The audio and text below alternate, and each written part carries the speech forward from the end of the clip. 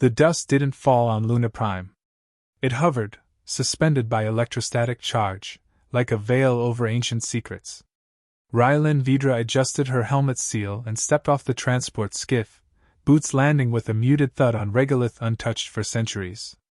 Above, Earth hung broken in the void, a scarred husk swallowed by radiation long ago.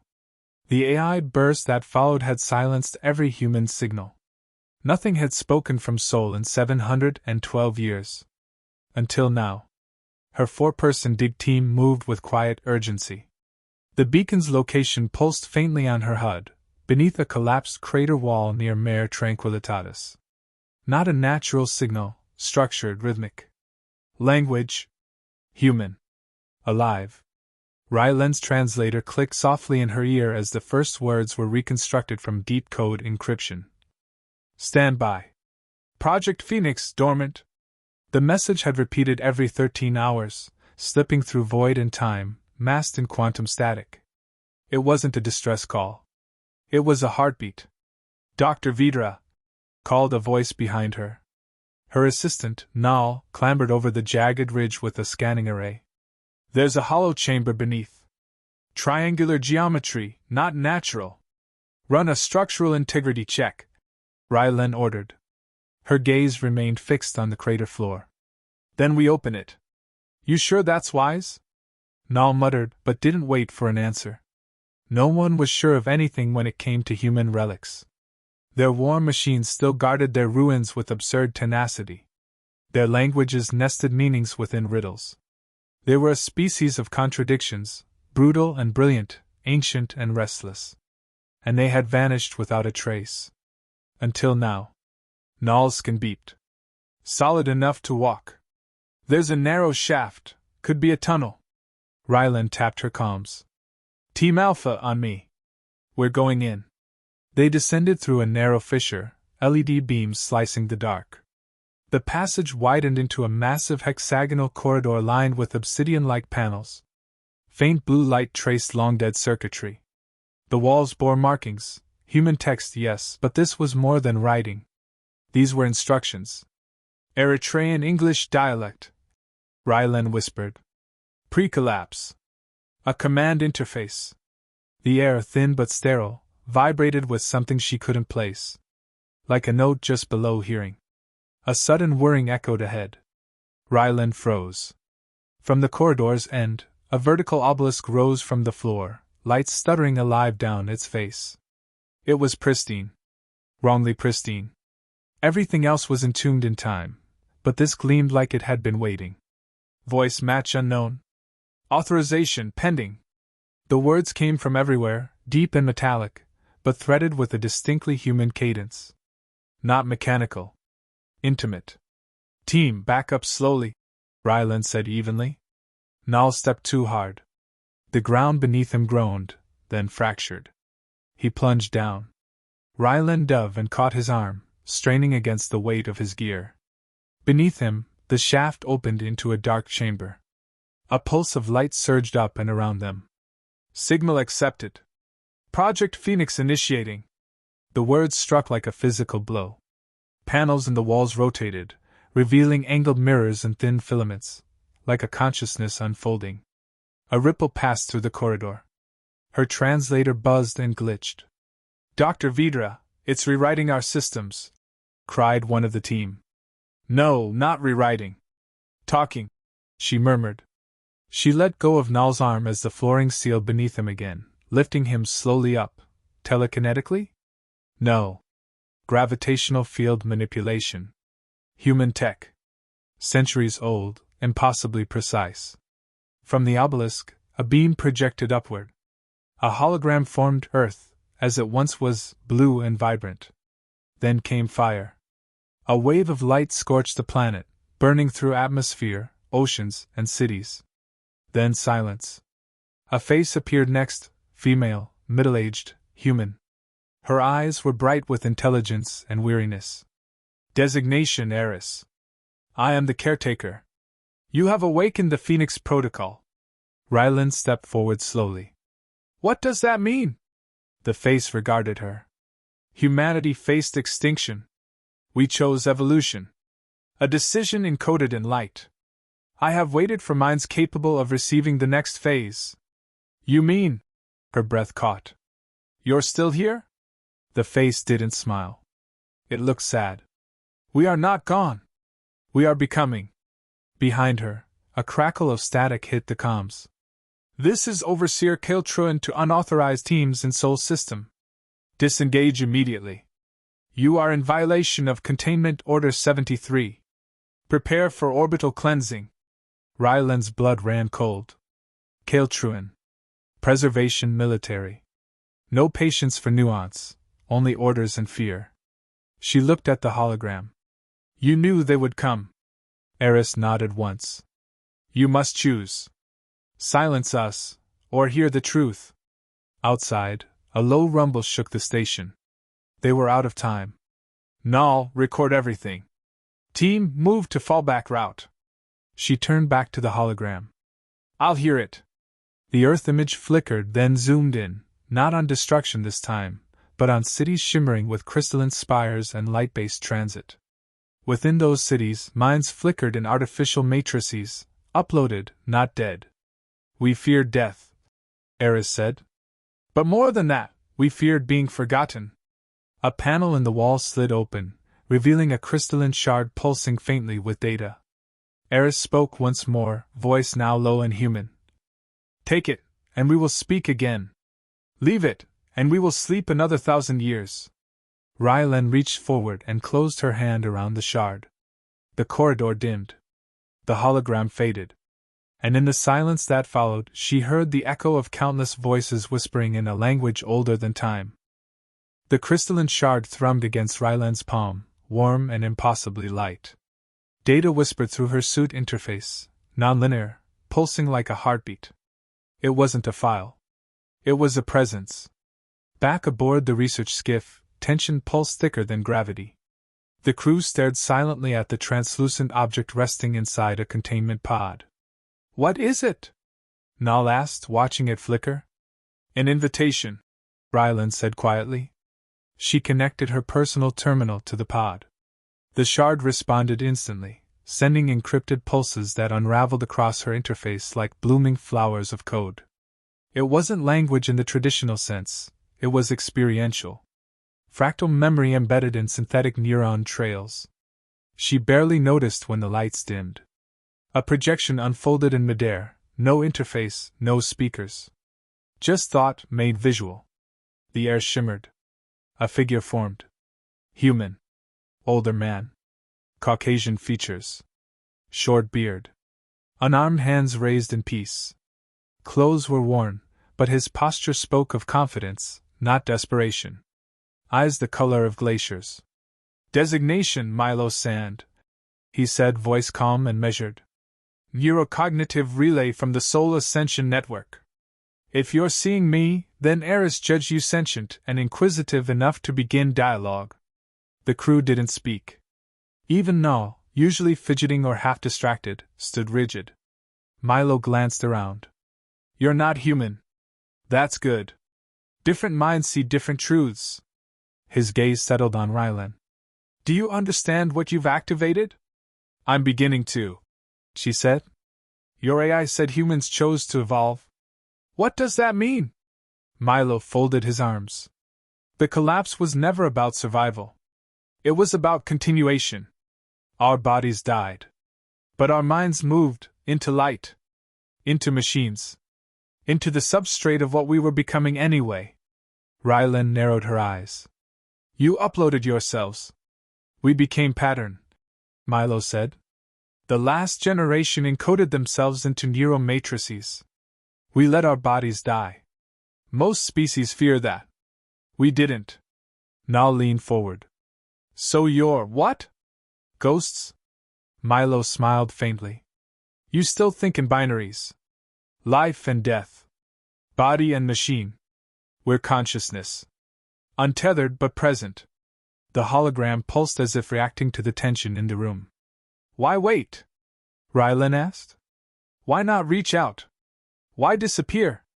Because fear follows us, Milo said. Because the galaxy remembered what we were in war, but not who we became in peace.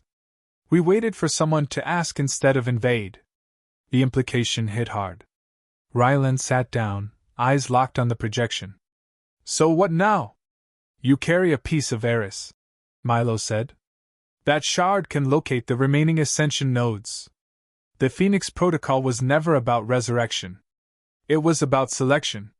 If you connect the nodes, we return, on our terms. And if we don't, we sleep. But the signal is out now. Others will come. Not all with questions. Some with weapons. The skiff's comm system buzzed to life with an encrypted override. This is Director Kale Truen. Disengage from all soul relics. You have violated high-code preservation protocols. Prepare for extraction or eradication. Milo's image didn't flicker. I remember that voice, he said coldly. Ryland blinked. You know him? His great-grandfather led the Varnathi blockade against Earth. He's inherited the same fear. She stood. They'll try to shut us down. All of this. Milo's voice softened. Then don't let them. The projection vanished.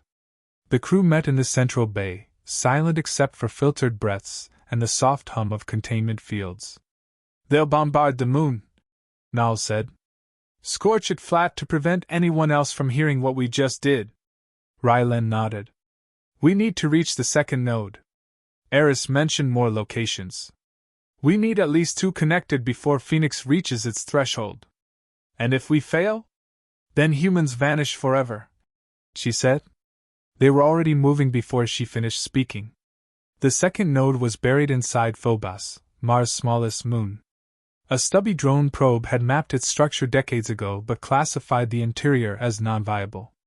Now Ryland understood why. The readings were camouflaged, layered under old mining debris and neutron scattering fields.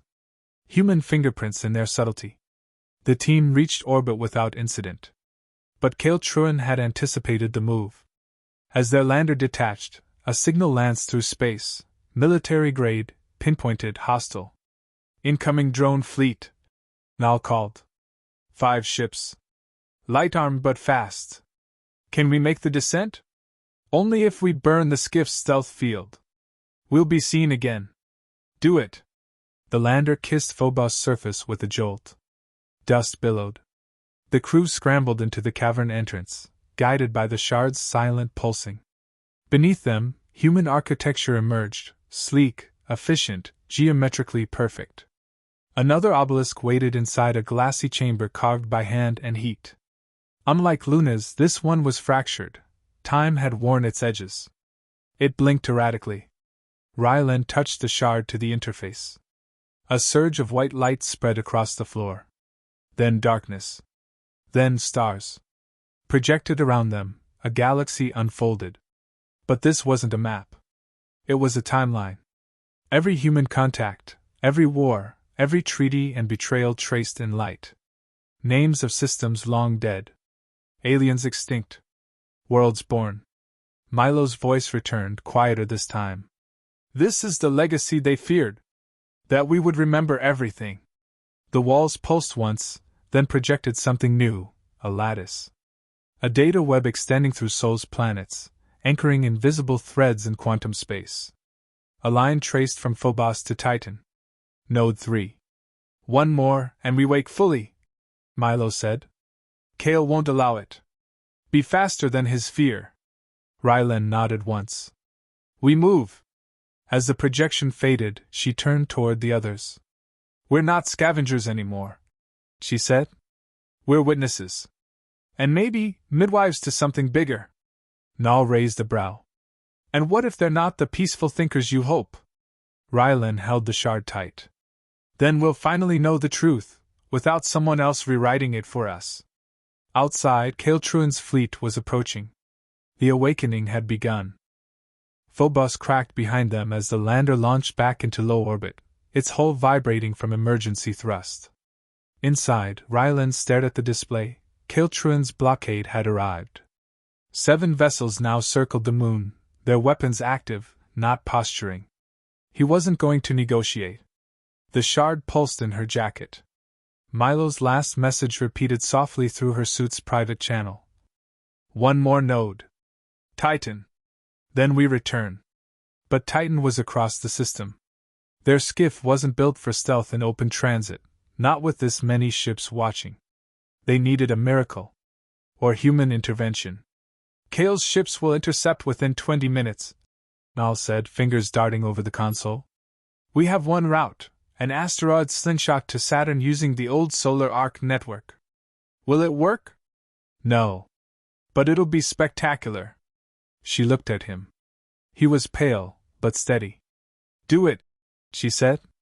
The skiff slipped from Phobos' shadow and accelerated toward the asteroid belt.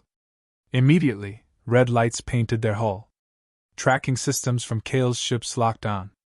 One destroyer launched 2 hunter drones. Ryland snapped her helmet visor down. Brace for pursuit. The drones were fast. Faster than any non-military craft should have been. They closed the gap within moments, sending pinpoint EMP bursts that danced just meters from the skiff's shielding. Then the shard pulsed. The HUD blinked, overlays vanished, then reappeared, rewritten in ancient human interface design. The autopilot disengaged. New instructions overrode Nal's path. The ship veered sharply. What the hell just happened? He yelled. It's flying us, Ryland muttered. The skiff banked into the arc corridor, threading a narrow ring of rock and debris. Ahead, a relay satellite long thought dead blinked to life. A human construct, coded with millennia-old software, activated, recognizing the shard's signal. Without warning, the satellite unleashed a flash of light. The pursuing drones dropped mid-flight, silent, lifeless. Ryland leaned forward. Did that thing just hack them? Nal stared in awe. It killed them! Like squashing a fly. More satellites along the arc corridor lit up in sequence. One by one, they guided the skiff through a trajectory impossible by modern standards, threading gravitational pulls and inertia into a slingshot too tight for comfort. But it worked. The ship burst past Neptune's edge towards Saturn. Behind them, Kale's forces lost sight, caught in gravitational drag and digital interference. The human systems had formed a protective path, hidden in plain sight for centuries, waiting for the right activation. Titan greeted them with golden haze and methane seas. The surface was quiet, cold, sterile. No satellites, no signals, at least not visible ones. But the shard pulsed wildly. The node's here, Ryland said, suiting up again. Under the ice. They landed on a frozen ridge above a methane basin. Drills cut through the crust, revealing a shaft of smooth obsidian spiraling downward. Human design, unmistakably. Ryland went first, descending slowly. Lights embedded in the walls lit as she passed. At the bottom, the tunnel opened into a vast spherical chamber. Floating at the center was the third obelisk, larger than the others, humming, resonating with deep frequency. It glowed faintly red, as if waiting. She stepped forward and held the shard out. The obelisk responded instantly. A ring of hard light flared out. Air shimmered. The chamber shifted, walls became sky. Above her, earth rotated, perfect and untouched. Then fire consumed it again. No, she whispered. The fire reversed. Earth healed. Then it fractured, not physically, but in thought. From its core, filaments extended. Minds, countless, fanned across systems. Human consciousness branching like coral through data webs and synthetic dimensions. From the light, a figure emerged. Milo again, but different. No longer calm. Urgent. You did it, he said.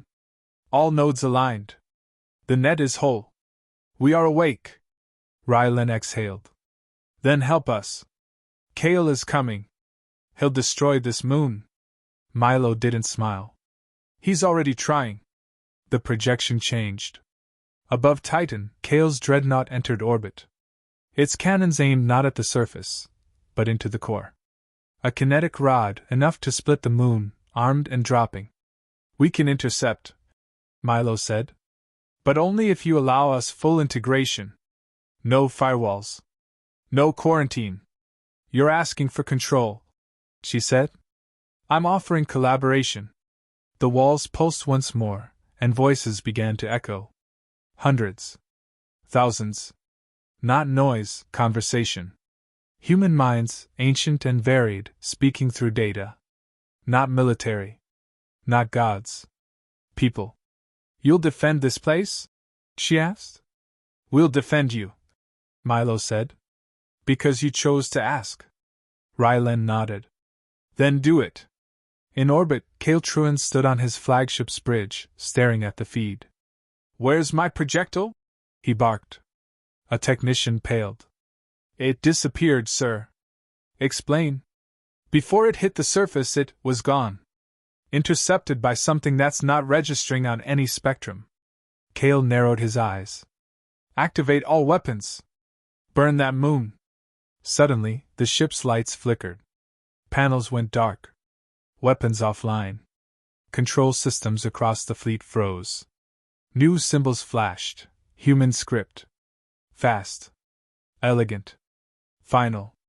A voice, soft and clear, replaced the alarm. You feared what we were. But you never understood what we became. Kale slammed his fist on the console. Shut it down! No response. On every screen, a face appeared. Milo Sand. Your fear ends here. Back on Titan, Rylan looked up as the ice above them vibrated. She felt it change. Not in heat or motion, but in the fabric of space around her. A shift. As if something enormous had opened its eyes for the first time in centuries. The obelisk dimmed. The shard faded in her hand. She heard Milo's voice again, softer now. Thank you? Outside, the stars watched in silence. And humanity, no longer flesh, no longer bound, began to stir. Titan's sky, once quiet, now rippled with unseen force. The cold methane haze shimmered faintly with geometric patterns, barely visible, but present. Like something vast was pressing just beneath the fabric of space. Rylan stood at the edge of the frozen basin. The shard in her hand had gone dark, but the air buzzed with potential. The third node had awakened the Phoenix net. Humanity, no longer confined to form, was awake. A voice broke the silence, low and calm. The system is stabilizing. The ascension lattice holds. Milo's projections stepped from the shadows behind her, though there was no source of light to cast them. Is it done? She asked. Not yet. The lattice is active, but choice remains. You open the door. Now you must decide what comes through. Rylan turned to face him. I thought you already returned. Milo shook his head. Not fully. We're still fragmented. Watching, listening. But to interact again, to shape the galaxy, we need a bridge. Her brows furrowed. What kind of bridge? You.